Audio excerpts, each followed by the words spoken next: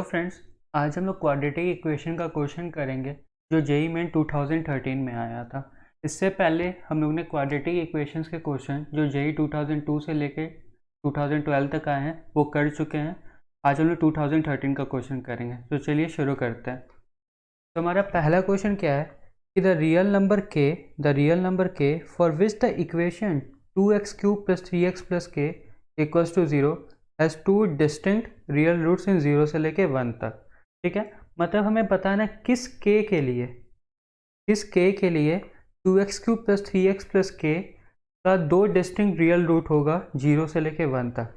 तो पहले हम लोग करेंगे क्या, मान लेते ये एक फंक्शन है f(x) क्या है 2x³ + 3x + k।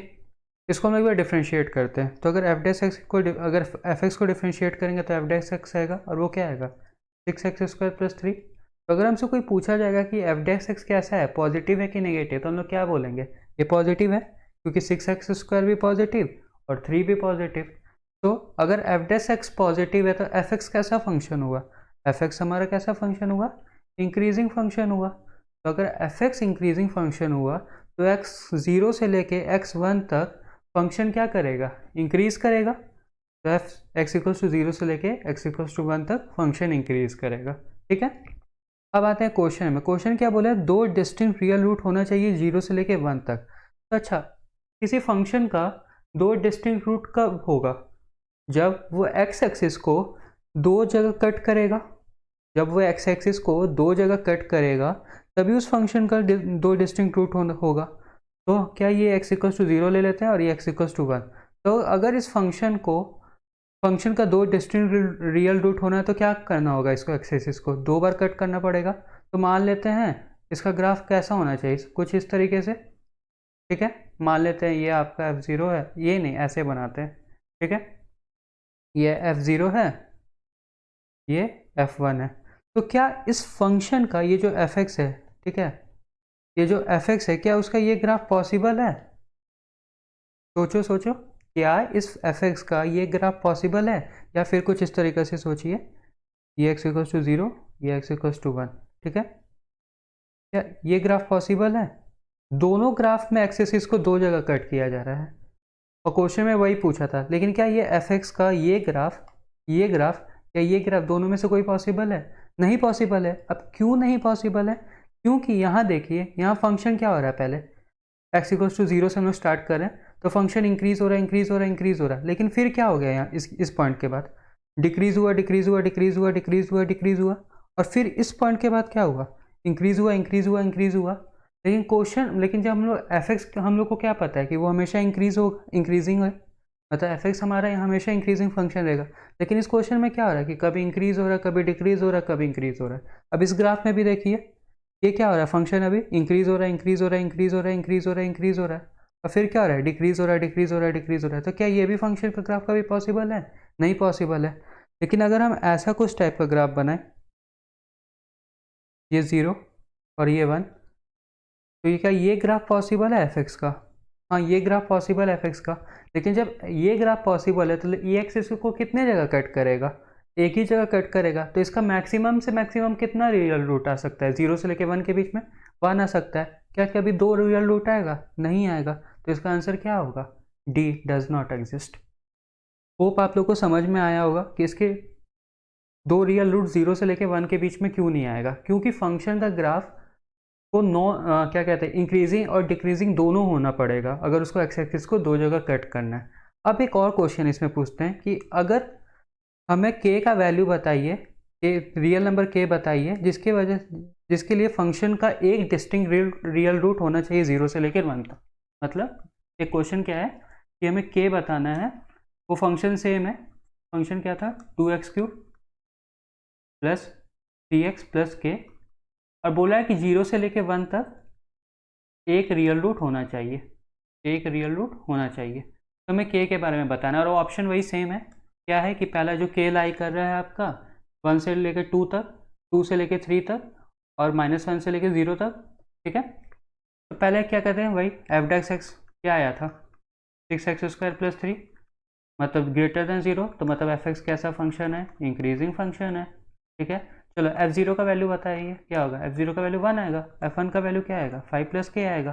ठीक है, तो हम लोग यहाँ नंबर लाइन सॉरी ये एक्स एक्सिस ये 0 और ये हमारा 1 हो गया। ठीक है, F0 का वैल्यू k है, तो अभी हम लोग कुछ बोल नहीं सकते क्योंकि k के बारे में तो k तो कोई कांस्टेंट है नहीं। ठीक है, लेकिन ऑप्शन के हिसाब से हम लोग चलेंगे। तो पहला ऑप्शन में क्या बोला कि k अगर 1 से लेकर 2 के बीच में लाई कर रहा है, तो बताइए कि इसके 1 रूट लाई कर मतलब 0 से 1 के बीच में होंगे। तो k अगर 1 से लेकर 2 के बीच में लाई कर रहा है, मतलब k क्या है F0 ही है, तो मतलब F0 भी 1 से लेकर 2 के बीच में लाई करेगा।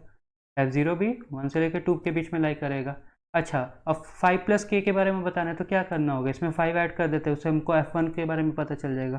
तो 5 + k किसके बीच में लाई करेगा 7 से लेके 6 तक, मतलब F5 किसके बीच में लाई करेगा 7 से लेके 6 तक।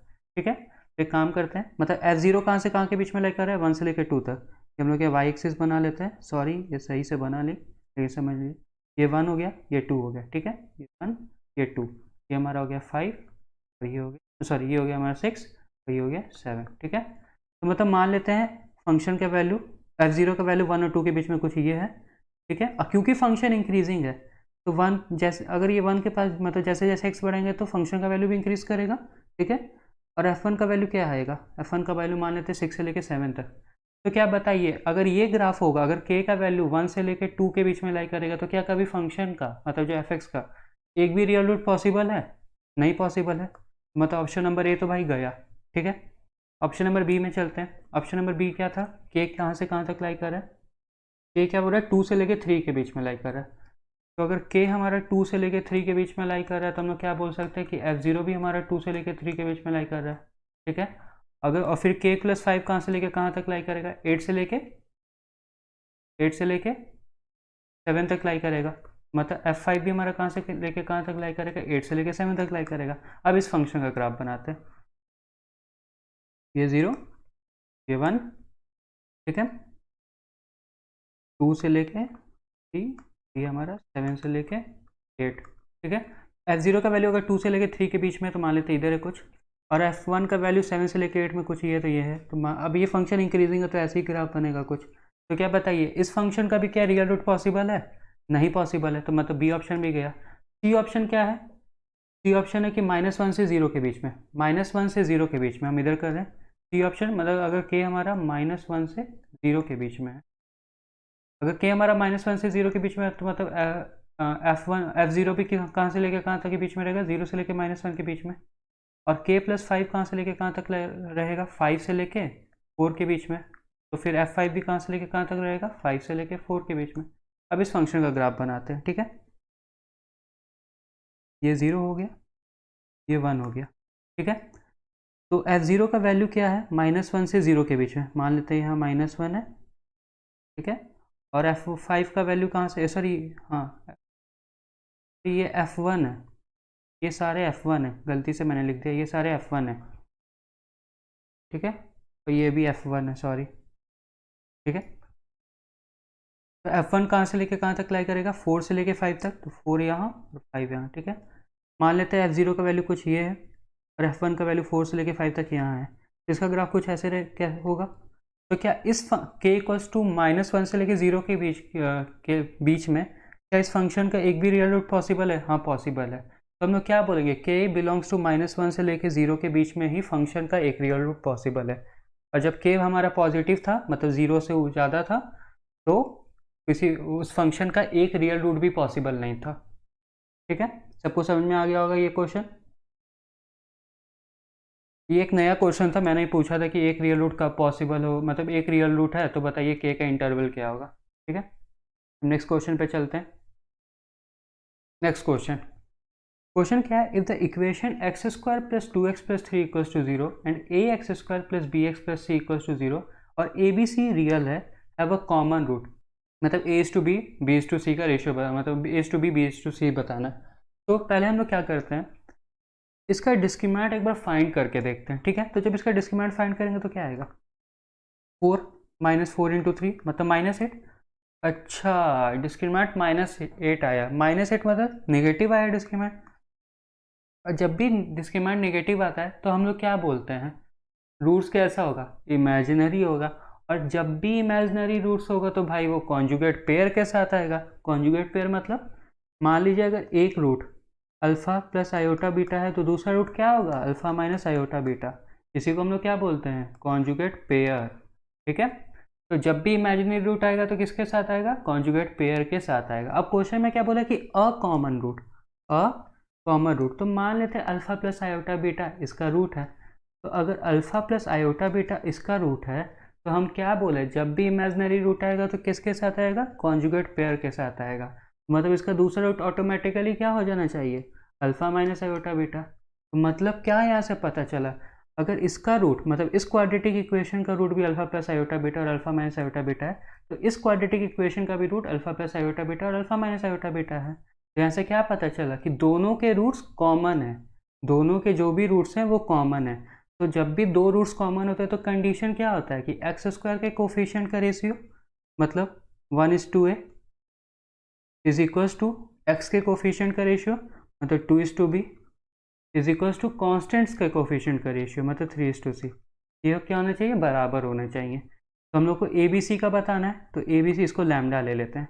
तो यहाँ से हमारे पास क्या आएगा, ए क्या आएगा 1/λ, बी क्या आएगा 2/λ और सी क्या आएगा 3/λ। तो यहाँ से A is to B is to C क्या आएगा 1:2:3। तो ऑप्शन नंबर कौन सा करेक्ट होगा, option number A for Apple correct होगा। So thank you. Please subscribe to my channel and all the very best.